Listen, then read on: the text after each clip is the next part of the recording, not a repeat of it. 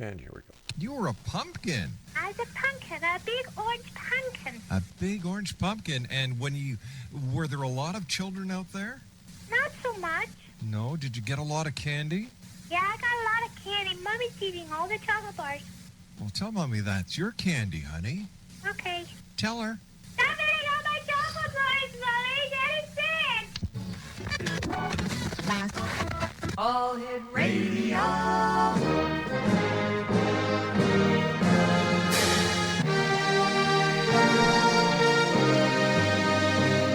Welcome to the X Zone, a place where fact is fiction and fiction is reality. Now, here's your host, Rob McConnell.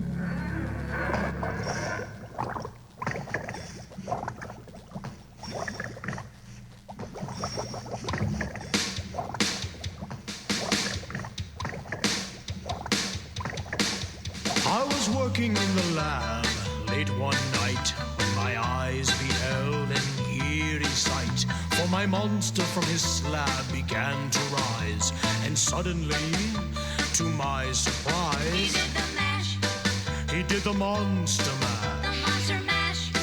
It was a graveyard smash. He did the mash, It caught on in a flash. he did the mash. He did the monster mash. With my love Notari in the castle east. And welcome back, everyone. This is the X Zone. I'm Rob McConnell. I'm just chuckling at our baby Foofy's little clip. I've been playing that clip now for 10 years. And I'll tell you something. Whenever she sees me around Halloween, she says, don't even think about it. Don't you go there. Don't you even push that. Oh, hell, I was listening to the show last night, and Dad, you did it again. Well, of course, that's what dads do, right? Hey, welcome back, everyone. I'm Rob McConnell. This is the X Zone. We're coming to you from our broadcast center and studios in St. Catharines, Ontario, Canada, of the X Zone Broadcast Network. And you're listening to us around the world tonight on the X Zone Broadcast Network, Talkstar Radio Network, Mutual Broadcast Network, and throughout the province of Ontario and the northern tier of the United States on your hometown radio, Classic 1220, streaming at classic1220.ca. My guest this hour, X Zone Nation, is a young lady I've had the pleasure of talking to a number of times. She's one of my favorite guests when we get her on the show. Her name is Nicole Strickland, and she is one of the leading paranormal researchers on the West Coast. Nicole is the founder and director of the well-respected San Diego Paranormal Research Society, aka, as they say in police work, SDPRS.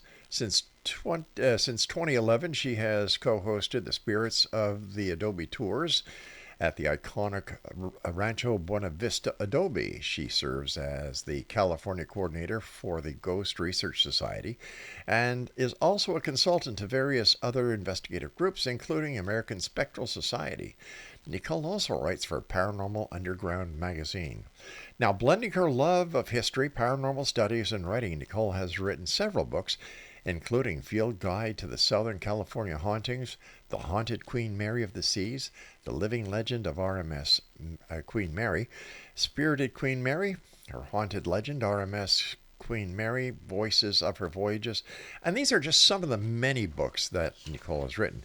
Now, if you'd like to check her out, visit her website after the show, not now, X Zone Nation. Go to www.NicoleStrickland.com. That's NicoleDStrickland.com. NicoleDStrickland.com. And Nicole, welcome back to the X Zone. How are you?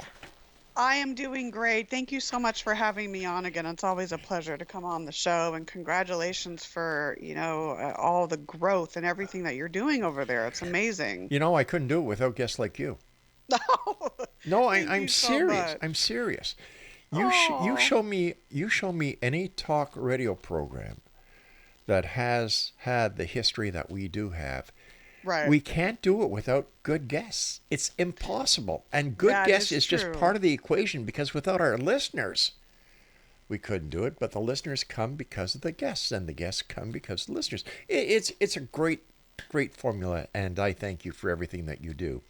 Oh, likewise. Right back at you. So what's new, thrilling, and exciting with you in the world of the paranormal and Spooks Anonymous?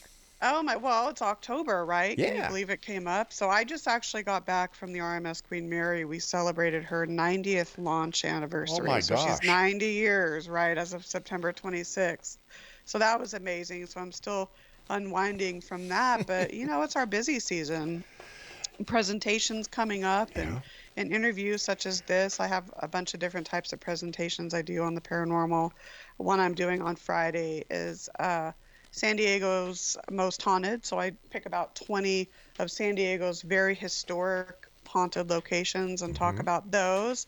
And then OC Paracon, which takes place in Anaheim, that's coming up on October 12th as well, hosted by my good friend Henry San Miguel. So lots of good things coming up in the next few weeks. So I'm excited. For our listeners who may not have heard you the times you've been on the show before because of our growth here, uh, what was it that brought you into the world of the paranormal? Oh, good question. For me, I've always, ever since a young kid, Hmm. I've always had this innate interest in the unknown, specifically ghosts and spirits, spirit communication, haunted locations, and that stayed with me. And I was one of those young children that had experiences as far back as I can remember, about going back to 4 or 5 years old. And so this interest in ghosts and, not, I don't want to say spooky stuff, but ghost spirit communications, haunted location stayed with me. And so I would read and pretty much watch anything I could on the subject. And then, of course, as I've shared many times, the culminating experience occurred when I was a senior at the University of Arizona. And my maternal grandmother, Helen Lopinto, that's my mom's mom, of Hmm. course, she passed away. And after I talked with her the night before she passed, then went back out to San Diego to attend her services and be with the family. And when I got back to Tucson, Arizona, I started having odd experiences in my apartment that I couldn't explain. I thought at first, okay, I'm in an apartment, it's my neighbors, it's noise, it's all of Sure. this. But they were very interesting experiences, and it culminated into me actually seeing her spirit form. Now I've thought, okay, I'm grieving her loss. I was very close to her. Am Hmm. I projecting this? I thought maybe that's a possibility, but I do think now that I've had some time to think about it that I'd like to think that she really came and visited me. And I talked with my other family members, and not one of them had an experience that I did. So I think she knew that I could sense her and that I had this innate sensitive ability that I think we all have. Just some people are more in tune to it. So that's how it got started for me, and I guess the rest is history. Yeah, I was going to ask you, why are there certain people like yourself who have the ability to see your grandmother who passed and who is now on the other side, and yet there are people who just cannot experience anything paranormal no matter how hard they try. Right. It's a topic that I've thought about at great length, and Hmm. I'm of the belief that we all have the ability to tap in to our sixth sense or our innate intuitive and channeling abilities. I just think that some people are more open to it, more practiced at it. I often say, like when I do classes, that it's it's somewhat like a sport. The more you play the Right. sport, the more you practice it, the more exposure you have, the better your skills will get, and you'll become more open to it. But yet, like you said, there's some people that just haven't had that connection yet. So maybe it will happen to them at a later time in their life. It's hard to know. But for me, and I don't classify myself as a psychic medium or anything like that. I'm very low profile, but I have had many experiences, and that one culminating profound experience with my grandmother really catapulted me on my path. So I'm very indebted to her for that. I was very close with her and How, still am. how would you define a ghost? Good question. Many of us in the field have our own definitions and thoughts. And again, I'm not an expert or anything like that, but just through my research and in talking with my colleagues, Hmm. what I come up with is a ghost, or also known as an earthbound, is the energy left over from when they were alive. It could be animal. I'm talking about human and animal.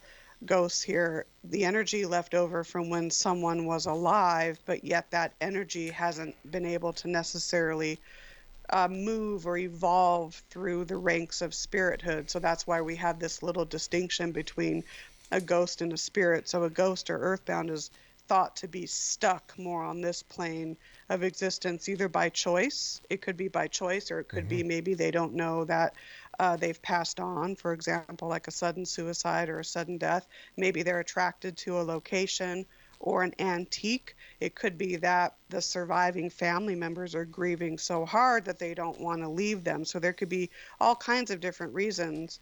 So, and then a spirit is someone who maybe evolved from an earthbound status, or may, when he or she passed on, went straight to spirithood. More free will there, can ascend through the ranks of spirithood, advance soul advancement, but yet can come back here free will to visit surviving relatives and friends. That's just how I kind of just, and it's easy because I sometimes will use the words interchangeably when I'm not supposed to, but that's my thought on that. It's pretty sad to think that those grieving on this side who haven't crossed over are actually holding back the spirit of a loved one from progressing to where they should be. Right, I agree. And it's one of those, as I've evolved in understanding the paranormal more, I'm very cognizant of that very aspect. And in fact, when my beloved cats passed away, one of the first things I told them in the room, I said, look, and I said, Mommy's going to be grieving. I'm going to be sad, but I don't want you to feel obligated to stay with me and comfort me. You need to evolve. You need to go where you're supposed to go, and that the love will always be there. So that's a good point that you make, because it's very easy to for our grief to keep some of our loved ones still here when they need to be evolved and moving on. What has been the most significant, let's see, I'm trying to find the right word here, most significant claim to fame, and I know what, that's way out of there, but claim that you have as a paranormal investigator? I want to make sure I understand your question. So, all right, let me rephrase it then. Because I don't want to answer it in the wrong way. Okay, and I appreciate that. I'm sorry for muddling it up. No. I just was like, knowing me, I'd probably answer it in the wrong. It's just one of those days. I'm going to ask you the question, then we're going to have to go to a break. Okay, so the question is, what has been, in your opinion, the number one accomplishment that you have had as a paranormal investigator? Oh, this is a great question. How much time do I have before we go to break? We're going to go to break right now, and we're going to answer that on the other side. Let me think about that. Okay, That's great. All right, X-Zone Nation, our very special guest this hour is Nicole Strickland, and her website is NicoleDStrickland.com. This is the X-Zone, a place where people dare to believe and dare to be heard.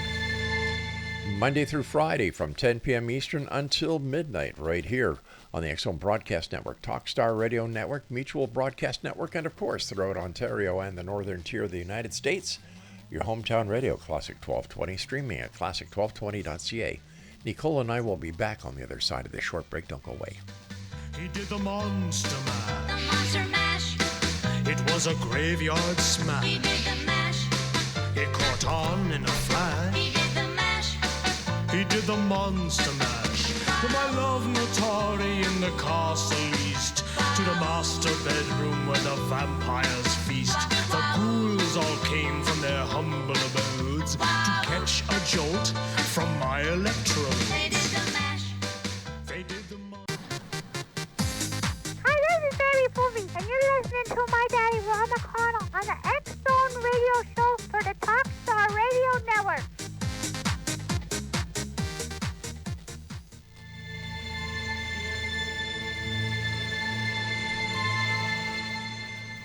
Elliot Van Dusen, the Corporate Director of Paranormal Phenomena Research and Investigation, PPRI, is proud to announce that our inaugural Halifax Paranormal Symposium was a spectacular success.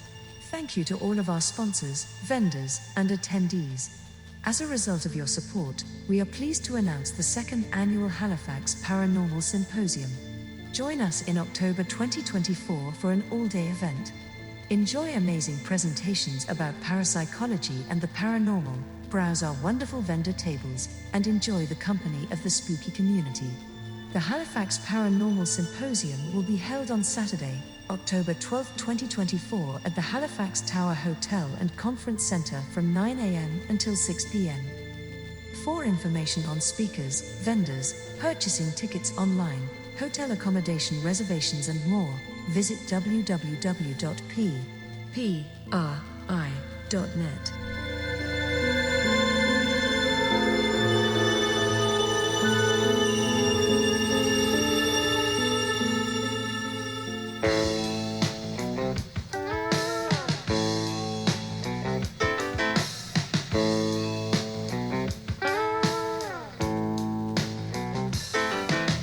Ivan was an old bear tracker.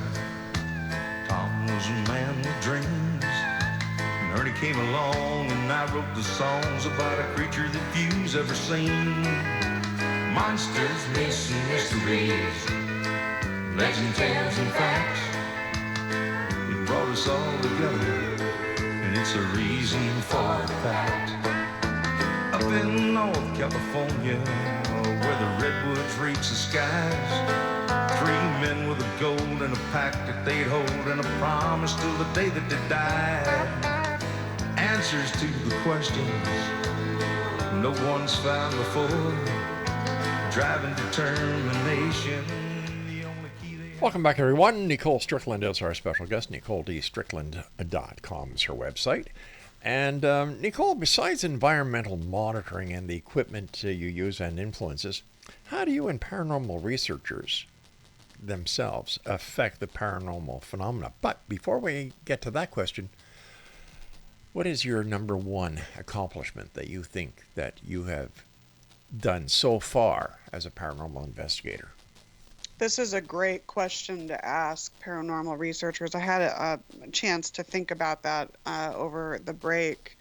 And for me, what's most important is, and I don't want to, I'm saying this from my heart. I don't want to sound pompous or anything, but for me, despite the training and years, gathering years of experience and working with others and whatnot, for me, it's I stay close to my passion for wanting to study this field. I stay close to my heart, and I let my heart guide me through my work in the field.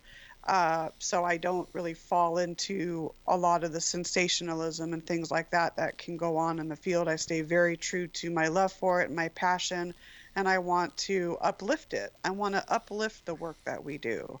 So that, I think, for me, is probably the most important, and just interacting with different spiritual entities and having that connection and building that rapport, because it's not just about an EVP or an anomalous photograph. There's more to it, and building that rapport with and having the connections that we make with those that we're trying to communicate with, I think is really important. So good question. Great answer. Nicole, besides environmental monitoring and equipment influences, how do you and other paranormal researchers themselves affect the paranormal phenomena that you're Good investigating? question.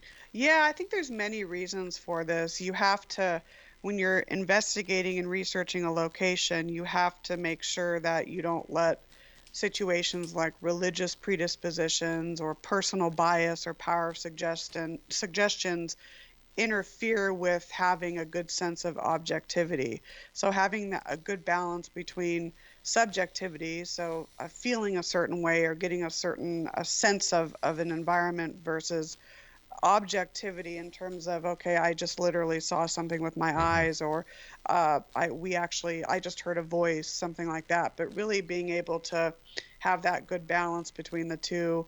Let's see. I think people unknowingly, sometimes their past traumas and their own past experiences may lead to, again, that bias and misinformation about certain events.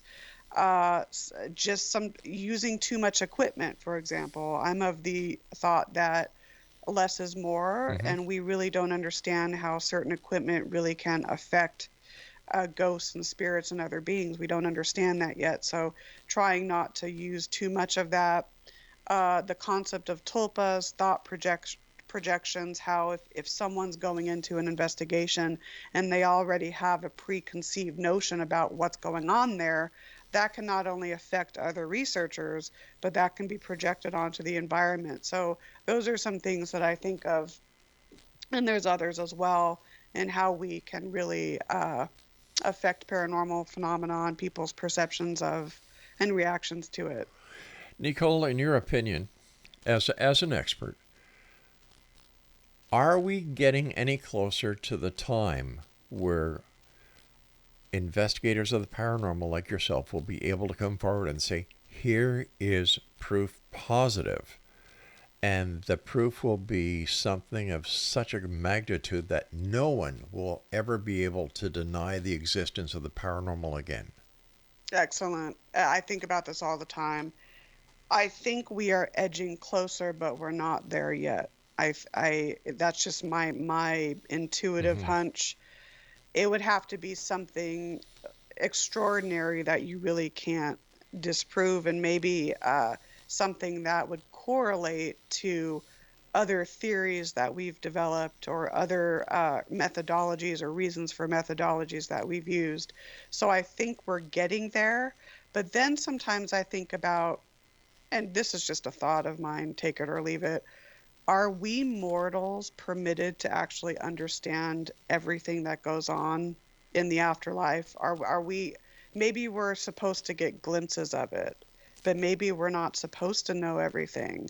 I don't know, that's just a thought, but I I think we're getting there, but we need to stay true to the research and not have it be clouded by people that aren't in it for wanting to Mm-hmm. really understand the truth. So, like a thrill seeking behavior versus actual parapsychological or authentic paranormal research. So, but I think we're getting there. Uh, when we talk about some of the paranormal investigators that are out there, they Hmm. seem to be thrill seekers, and they don't follow any reason or rhyme on how they Right. do the investigation. They embellish the littlest anomaly. Right. How does this affect credible investigators like yourself and the people that you have the opportunity of working with?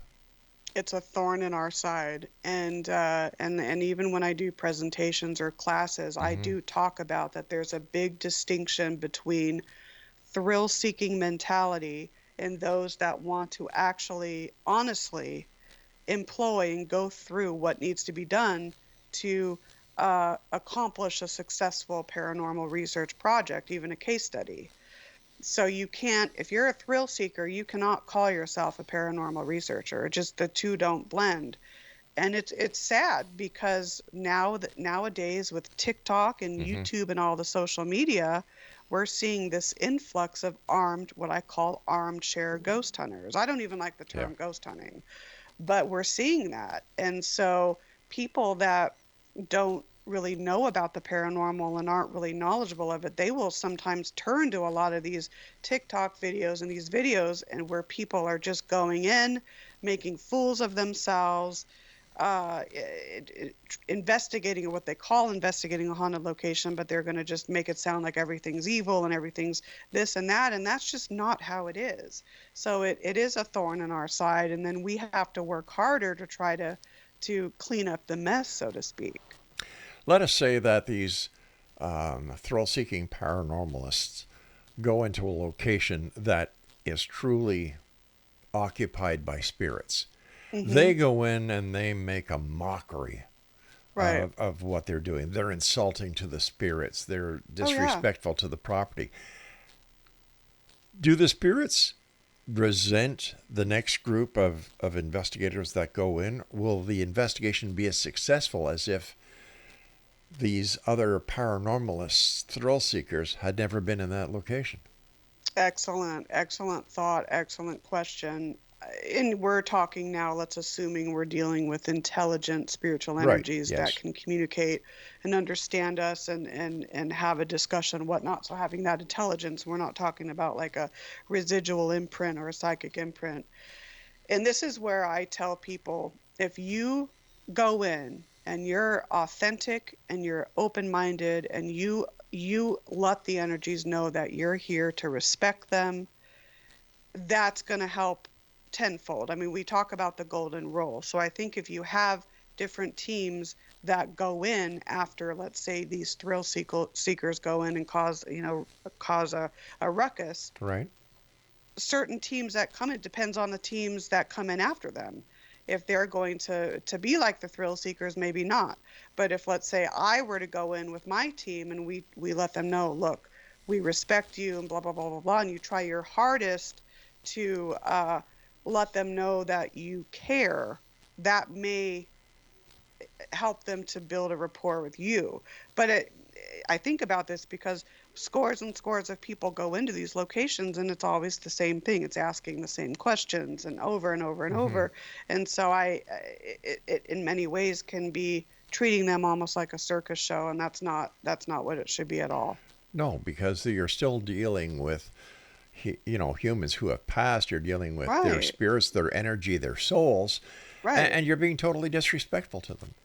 Oh, it's Yeah. sad. It's like, and I tell people, would you go up to a stranger and demand them to start talking to you? You would not, right? Yeah. So it's despicable, some of this behavior. And what's more important to these people are views and followers, and they're going to exploit these locations, the people that own and run them, as well as the energies that are within, and it's distasteful, and that's one. As long as that continues, our field will not advance like it should. I'm just going to say that. Nicole, stand by, my dear. You and I have to take our break at the bottom of the hour. And Exo Nation, our guest this hour is Nicole D. Strickland. That's her website as well, NicoleDStrickland.com. And we'll both be back on the other side of this very short break as we continue this fascinating conversation about the paranormal, ghosts, spirits, things that go bump in the night. But guess what, Exo Nation?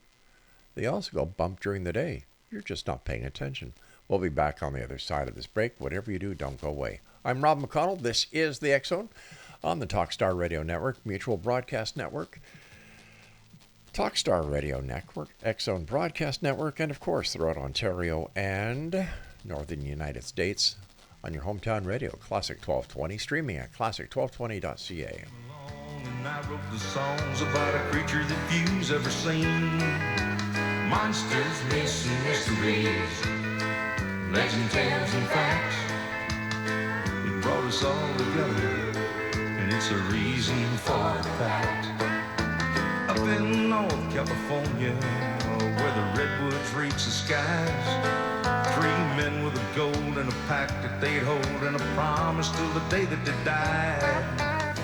Answers to the questions no one's found before. Driving determination, the only key they have.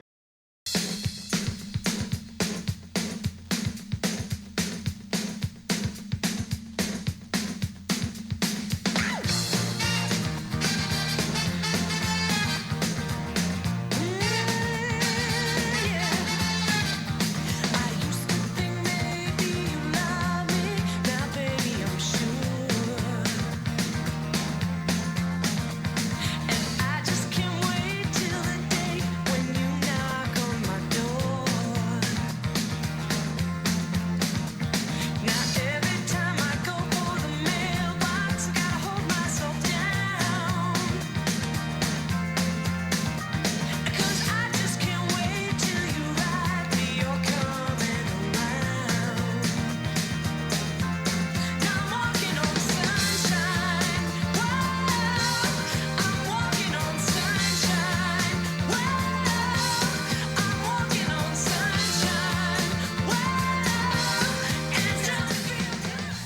And welcome back, everyone. Nicole D. Strickland is our special guest this hour. www.nicoledstrickland.com is the website. Nicole, a lot of the paranormal investigators and teams that we've had on the show over the years always talk about going to Waverly and doing a paranormal investigation. And I often wonder, do the spirits ever get pissed off that they're always being taunted, they're always being yelled at, they're always being disrupted by these people? And if that is the case, why don't they go somewhere else? I mean, the spirits, not the people. Yes, good thoughts on this. And yeah, again, a thorn in my side. A lot of these very high profile locations will attract many different teams. So you have bunches of different teams with different methodologies, different personalities, sometimes a set of drama to go along with it that come in. And so it convolutes everything. And again, getting back to some of the energies there, and let's talk about Waverly. You know, we know the history there. It helped people with tuberculosis. It was a tuberculosis sanitarium. Over 60,000 people tragically passed away there. So you have to think about, okay, are we dealing with earthbound energies, or are we dealing with energies that are spirit, energies that are willing or can even evolve to spirit? But let's assume that they're earthbound, and for some reason they're there and they can't move on. Yeah, that's I think that they will get pissed off, especially if the same sorts of questions are being asked and they're put on display, like they're being interrogated and whatnot.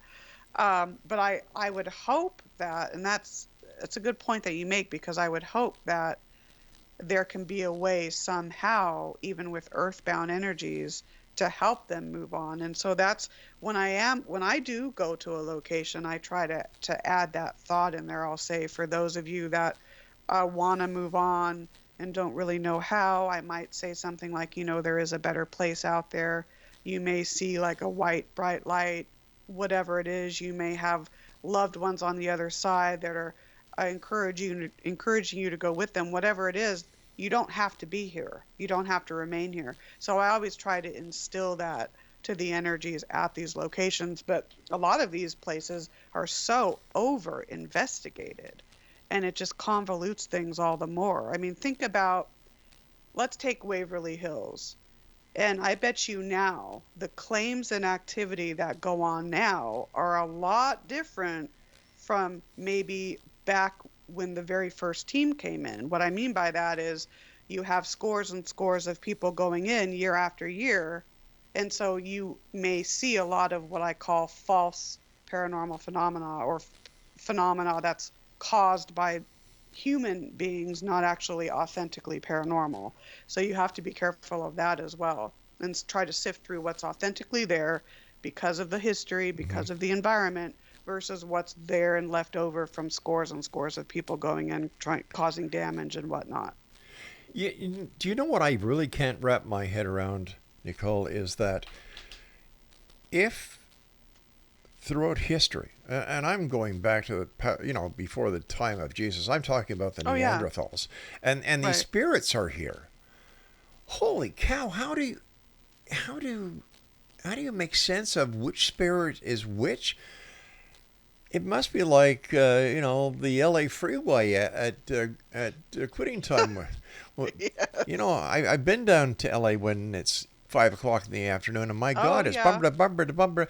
And this is what I think that the other side looks like if you had the opportunity of looking at it, because you've got Neanderthals, you've got Romans, you've got you've got the people who walked with Jesus, and all these other people. Now, if you were saying that dogs and humans have spirits because they were living, right? Right. And animals, I should say, and humans. Does this also apply to, and I'm not being sarcastic here, I'm really being serious. Does this also apply to, for example, insects because they're alive? Does it apply to trees because they're alive? Or is it just the human species and the animal kingdom that are part of the spiritual realm? I love how you think outside the box here. as I'm of the belief that even rocks are alive. Yeah. Crystals Hmm. even have energy to them. There's energy. Energy is ubiquitous. Yes, I mean, do we know if there's an afterlife for insects or trees? Maybe there is, but they are living things. Hmm. And I mean, I just got through, staying at the Queen Mary, and that's a ship that I've investigated now and researched history and paranormal for 20 years now. And I'm of the belief that the Queen Mary, the ship itself is sentient. There's a soul to her. Yeah. There's thoughts to her. And I know a lot of people will not understand that and not necessarily believe, and that's fine. But yes, I do. I mean, when you think about energy, Hmm. yes. I mean,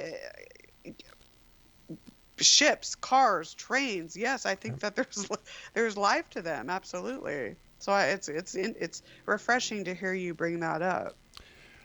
When we look at time as we know it, I still think there are so many mysteries out there Oh yeah. that we haven't even begun to scratch the top of Oh the yeah. iceberg. Where do we go from here? Like we only have the ability to do so much because of our present place in our own evolution. Absolutely. Where do we go from here? What corners do we look at? What rocks do we turn up to find more answers? When it, This is, I think, getting outside of the box Mhm. and not staying within the same sets of theories and conjectures that we've made over the years, even going back to like the spiritualist movement and Harry Price days. So really coming up with additional thoughts, stepping outside the box and trying to test those theories, whatever they may be. I think also too it involves with, if every single person on an individual level could tap in and become more in touch with their divine self and their own wisdom, but then have that on an individual basis and then apply that to a collective basis, I think that would open up more doors as well in terms of having new wisdom and new insights and new thoughts on where to go. So I think that that is something that we should be doing as well. I mean, honestly, paranormal research work needs to be utilized and needs to be approached from that soul and that humble state of being. So just personal, individual, and collective.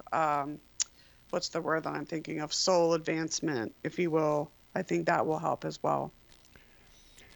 is it possible that the spirit that remains locked on this level of consciousness as we know it is actually the soul of the person who departed, and that this is what we understand to be as a spirit or a ghost is the very essence of who they were, their soul? I think that's a possibility. You hear the science of life after death, and near death experiences are in many ways Hmm. a main gateway to getting that glimpse that life does go on after death.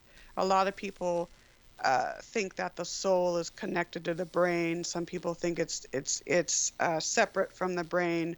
I'm of the belief that when our bodies physically die, our souls evolve and move on and wherever that is. The question is, is the soul within us when we're alive, or is it around us? I think there's an individual and a collective type of soul.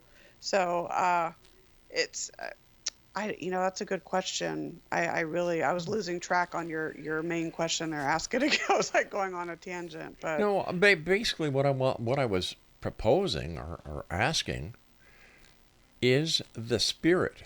For example, mm, somebody that passes away today, mm-hmm, and for some reason they do not go towards the light, but they remain here for some right. unknown reason, whether it's somebody that loves them so much that they don't want to let them go, or maybe they have some unfinished business to do.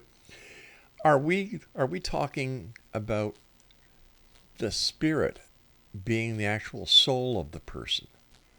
while they were alive? Right. Oh, okay. So, that's a good question. That is a very good question. I would like to think that when we pass on Hmm. and our bodies stop functioning and we pass on, our soul lives on, that we are granted just instantaneous higher knowledge than maybe we had when we were of body. Gotcha. So it's a good, that's something that I think that's hard to answer, really, for at least for me, because you think about, is Yeah. someone's spirit, is a ghost actually the energy of the soul, or is it completely separate? It's hard to really Food for answer thought. that. Food for thought. Here's a question for you, and we're going to have to take a break, so I'm going to ask you the question. I'll give you a couple of minutes to think about it. EVPs, all right? I've been in Oh, yeah. broadcasting a long time. Like, my first date was Wilma Flintstone going back in time. I still cannot wrap my head around how EVPs work. Oh, I know. This boggles my mind, and yet I've heard EVPs that have been played by people that I would consider to be credible investigators, and it's like, how does it happen? Right. Oh, yeah. You and I will Yeah. take our break. We'll be right back in We'll X Zone talk. Nation. Our guest is Nicole Strickland. Her website is NicoleDStrickland.com. And we'll both be back as we wrap up this final segment of the X Zone with yours truly, Rob McConnell. And we're coming to you from our broadcast center and studios in St. Catharines, Ontario. And if you'd like to send me an email, xzone@xzoneradiotv.com. You want to listen to the X Zone on the internet? Well, you can do it two ways. You can go to www.xzbn.net, and there are all our shows going back so many years ago. I think there's over 4,000 shows we have on archives at xzbn.net, and you can listen to them with our compliments free, no strings attached. Or if you want to listen to us online Monday through Friday from 10 p.m. Eastern until midnight, very simple. www.classic1220.ca. I'm Rob McConnell. This is the X Zone. Don't go away. We'll be back shortly.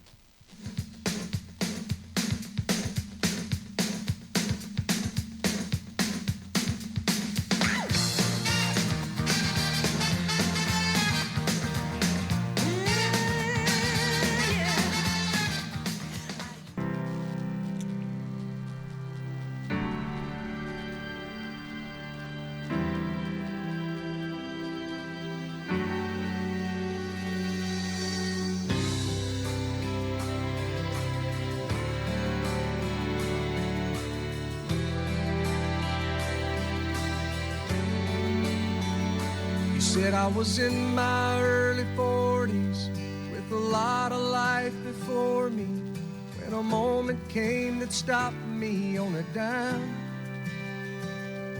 I spent most of the next days looking at the x-rays, talking about the options and talking about the sweet time. I asked him when it sank in that this might really be the real end. How's it hit you when you get that kind of news? Man, what'd you do? And he said, I went skydiving, I went Rocky Mountain climbing, I went 2.7 seconds on a bull named Blue Manchu, and I loved deeper, and I spoke sweeter, and I gave forgiveness I've been denying.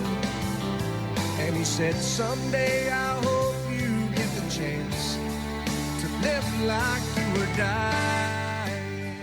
That's Tim McGraw, Live Like You Were Dying. And the ironic part is that from the moment we're conceived is the moment we start to die. Ironic, isn't it?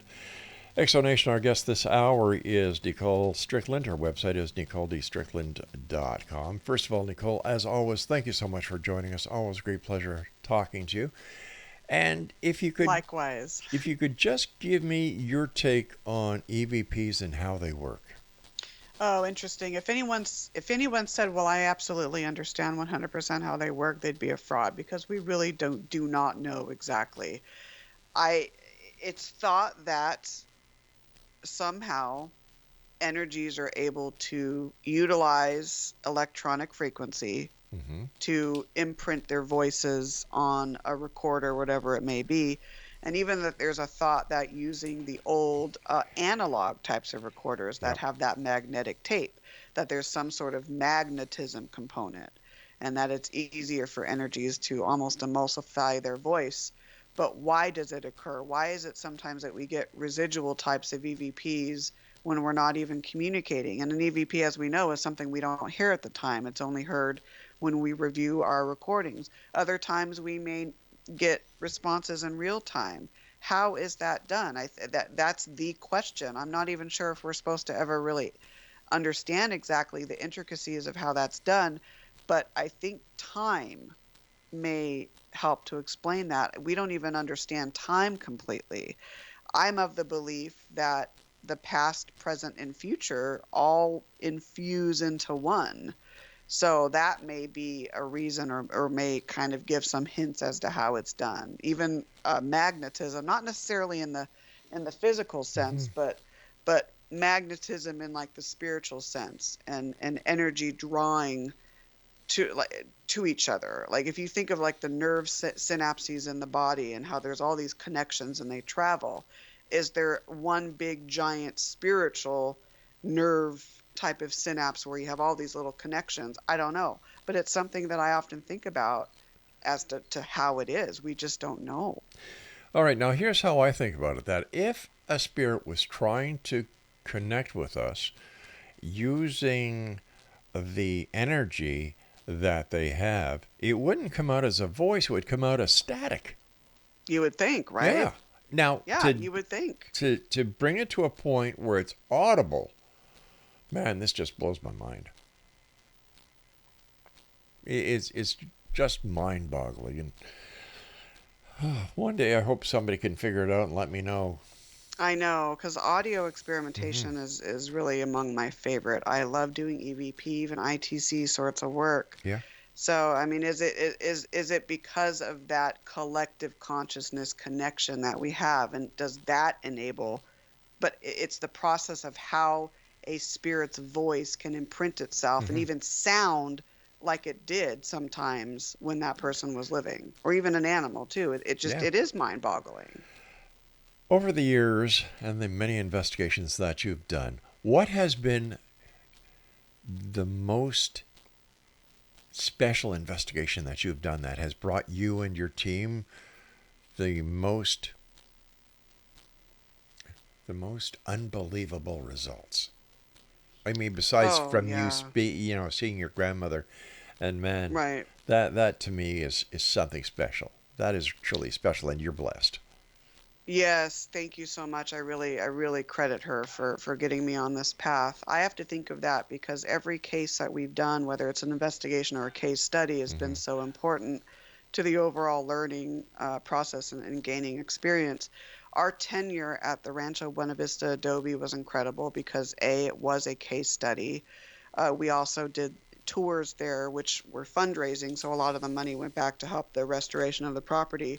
But over the years, we were able again to build that rapport with a lot of the resident energies there. Hmm. And we would get very clear. I know a lot of people don't necessarily appreciate ITC. It can be very subjective. I get that. But we were month after month capturing ITC evidence and even disembodied vocalizations and Wow. EVP of the same sort, same voices coming through, same sorts of residents that would introduce themselves by name and get to know us.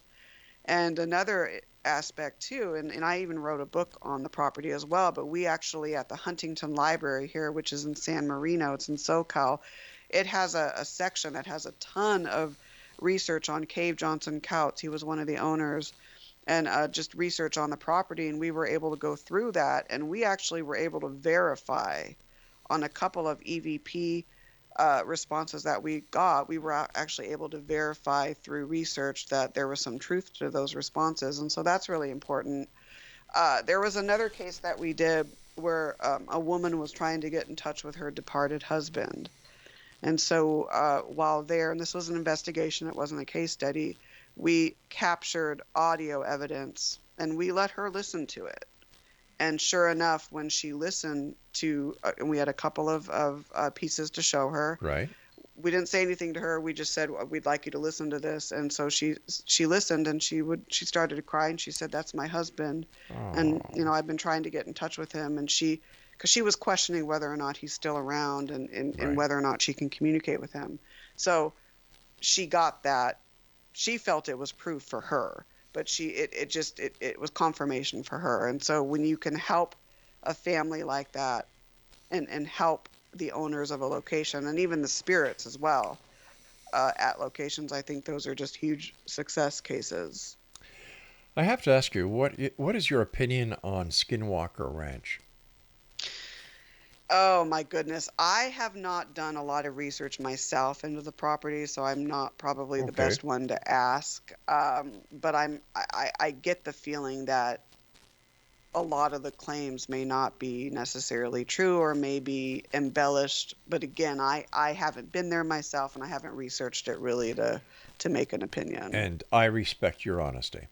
Thank you. I'd like to go. I've heard a lot of good things about it, but I don't know. You've been doing the Queen Mary for how many years?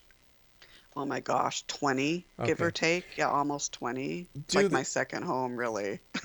Do the spirits know you? I think they do. I really do. And it's interesting because there have been many, many times when I'll walk on board, and this usually happens within the first 5-10 minutes of me being on board. I've heard male, female voices, young and old, say things like, "Hi, Nicole," or "Nicole's here," and I know for a fact it's no one living around me, because I'm very meticulous, and I would check that out. How does that make you feel? It's wonderful because I feel a soul connection to the ship, and many of her former crew and passengers do as well. There's something very sentient, in my opinion, with the Queen Mary, and I think that there's a very wonderful interplay between the ship almost being one gigantic spirit and then those of her human and animal energies. So it brings warmth to my heart. It really does. It's really a wonderful feeling. It really is. I would imagine that this is a very busy time for you and other credible paranormal investigators because of the Halloween season. Yes. Anything special coming up about that your team is going to be doing for Halloween?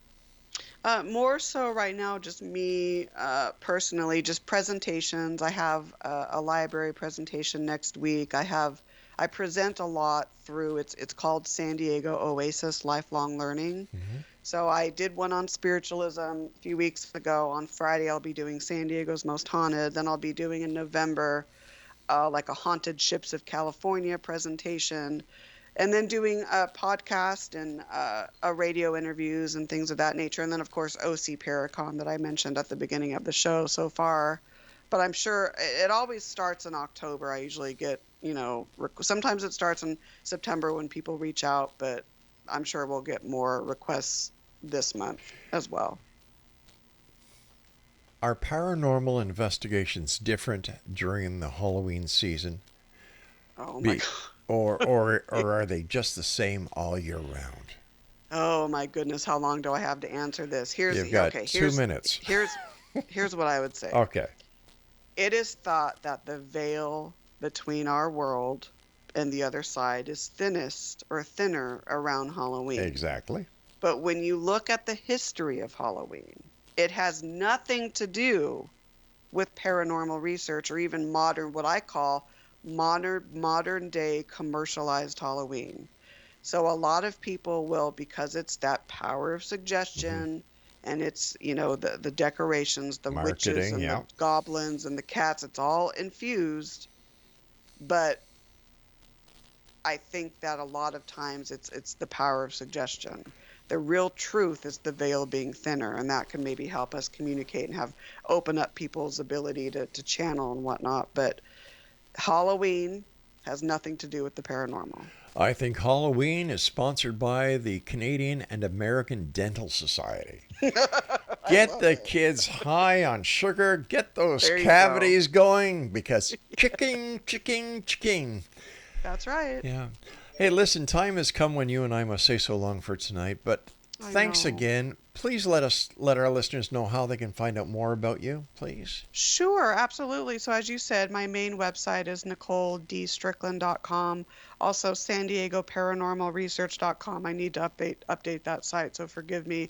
I'm on Facebook at Nicole D. Strickland. Our team's handle at SDPRS. Let's see, Instagram, author Nicole Strickland. I'm on X. I don't use it that much, but that's at SDPRS Nicole. And yeah, that's about it. I'm not on TikTok. So I'm not there yet. So Nicole, take care of yourself, my friend, and please don't Thank be a you. stranger. And thanks for all that you do. Thank you so much. It was a pleasure. Good night, my friend. Good night. All right, Exo Nation. Once again, NicoleDStrickland.com is the website. Fascinating lady and a good friend of the X Zone. Well, that's it for tonight. I'll be back tomorrow night at 10 o'clock as once again we cross the time-space continuum to this place that I call the X Zone. It's a place where people dare to believe and dare to be heard. It's a place where fact is fiction and fiction is reality. Monday through Friday from 10 p.m. Eastern until midnight. On the X Zone Broadcast Network, Talkstar Radio Network, Mutual Broadcast Network, and broadcast on throughout the province of Ontario and northern U.S. tiers on AM radio on Classic 1220 CFHA and streamed at classic1220.ca. So until tomorrow night, my friends, always remember to keep your eyes to the sky and your heart to the light. Good night, everyone.